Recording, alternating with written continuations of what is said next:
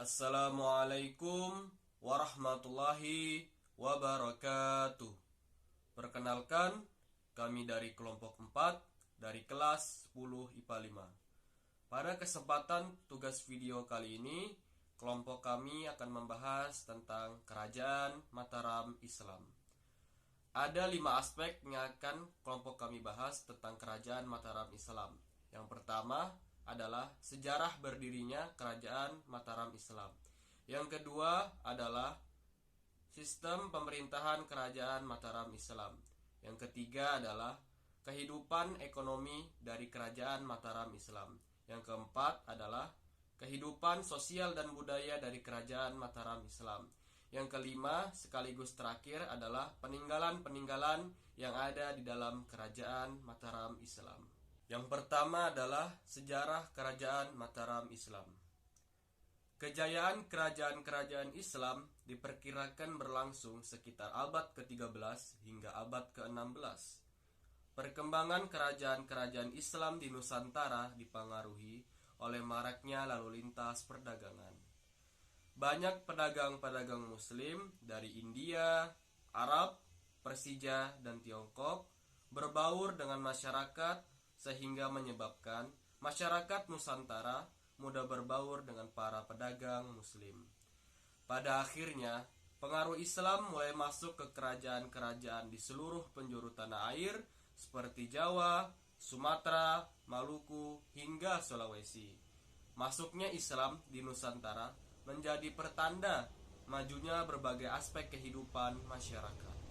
Berbagai aturan hidup yang sesuai dengan ajaran-ajaran dan nilai-nilai Islam mulai dipraktekkan dan diimplementasikan di berbagai sendi kehidupan, termasuk dalam bidang ekonomi, sosial budaya, hingga politik.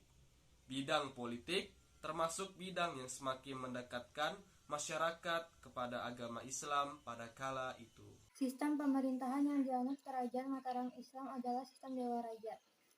Artinya, pusat kekuasaan tertinggi dan mutlak ada pada diri sultan. Seorang sultan atau raja sering digambarkan memiliki sifat keramat yang kebijaksanaannya terpancar dari kejernihan air muka dan kewibawaannya yang tiada tara. Raja yang ada di Mataram Islam ini menampakkan diri ke rakyat sekali seminggu di alun-alun Istana Mataram Islam. Kehidupan ekonomi Kerajaan Mataram Islam. Kehidupan ekonomi Kerajaan Islam banyak ditopang dengan daerah pertanian atau agraris. Hal ini tentu saja karena letak geografis Kerajaan Mataram Islam yang berada di pedalaman dan memiliki tanah yang subur. Kondisi geografis yang sangat mendukung ini menjadikan kehidupan ekonomi Kerajaan Islam Mataram berkembang begitu pesat dan bahkan sampai bisa menjadi kerajaan pengekspor beras terbesar pada saat itu. Selain mengandalkan hasil pertanian, masyarakat Mataram juga pandai melakukan perdagangan laut. Buktinya adalah mereka mampu menguasai daerah-daerah pelabuhan di sepanjang pantai utara Jawa. Kekuatan ekonomi yang ditopang dengan kemampuan pertanian dan maritim ini kemudian yang menjadikan Kerajaan Mataram Islam menjadi sangat kuat di Nusantara.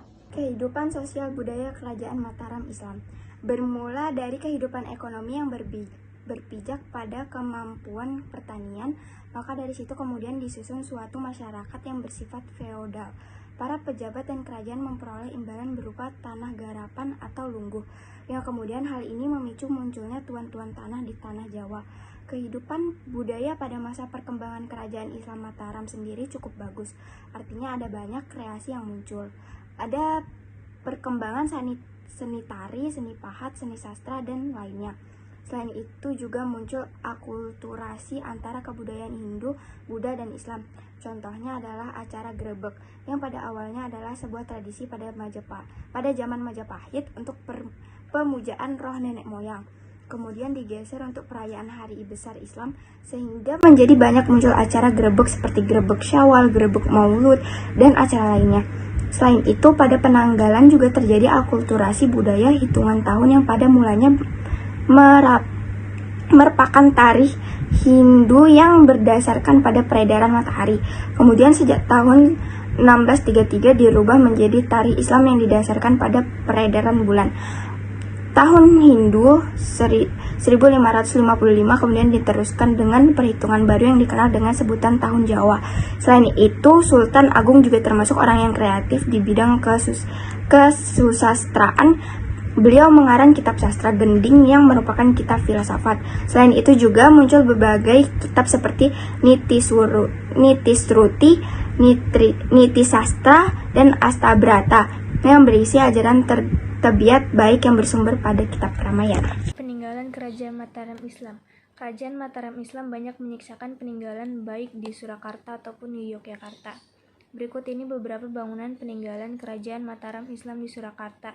Yang pertama ada Benteng Pasterberg, yang kedua ada Pasar Gede Hardojonagoro, yang ketiga ada Rumah Sakit Kadipolo, keempat Masjid Agung Keraton Surakarta, dan kelima Taman Sriwedari. Juga berikut ini beberapa bangunan peninggalan Kerajaan Mataram Islam di Yogyakarta. Yang pertama ada Masjid Agung Gede Kauman, yang kedua Masjid Kota Gede, yang ketiga Masjid Patok Negara Sultoni Pelosok Kuning, yang keempat Pasar Kota Gede, dan kelima Kompleks Makam Kerajaan Imogiri.